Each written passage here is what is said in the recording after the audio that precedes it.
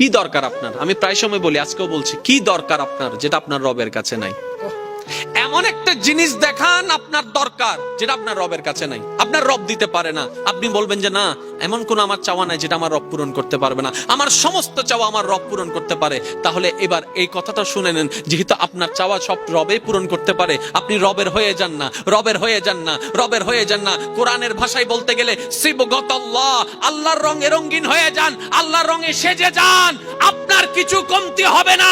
আপনি যদি পাহাড়ের গুহায় বন্দী হয়ে যান, জগৎ বলবে আমরা কেউ চিনি না তাকে, জগৎ বলবে খুঁজে পাচ্ছি না তাকে, আপনি বলবেন কাউকে পাচ্ছি না, রবে বলবে বান্দারে চিন্তা করিস না, লা তাখাফ, ভয় করিস না, ইন্নাল্লাহা মানা। কোন বান্দা যদি নিজে থেকে চায় আমি পরিবর্তন হব, সে ছেলে হোক কিংবা মেয়ে হোক, সে যদি অন্তর থেকে সে যদি এতটুক চায় আমি পরিবর্তন হব, আল্লাহ পাকও তাকে পরিবর্তন হওয়ার জন্য সাহায্য করেন। সুবহানাল্লাহ। কত বেনামাজ এখন নামাজি হয়েছে জানেন? সুবহানাল্লাহ। কত নামাজি এখন তাহাজ্জুদ ওয়ালা হয়েছে, হাজার হাজার আছে।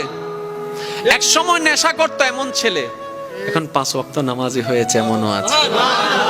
সুইসাইড করতে গিয়ে ফেরত এসেছে, আছে। এক সময় যে কথার আগে হাত তুলতো, সে এখন গালি শুনলো মুস্কি হাসি দেয়। তো বন্ধুর একদিন তাকে জিজ্ঞেস করে, কিরে নেতা, তুই না কথা বলার আগে হাত তুলতি? তখন সে বলে, পাগল ছিলাম তখন তুলেছি, বুঝতে পেরেছি ওই জগতে কিছু নাই, আল্লাহর প্রেমের ধৈর্যের জগতে অনেক বড় নিয়ামত আছে। এত বড় বড় সফল ব্যক্তি যদি ছোটবেলায় লাথি খাইতে পারে, আপনি পারবেন না কেন? আর সবার কথা বাদ দেন, ও নবী, আপনি শুধু একবার বলতেন জিবরাইল উল্টাই দিত, আপনি বললেন না কেন?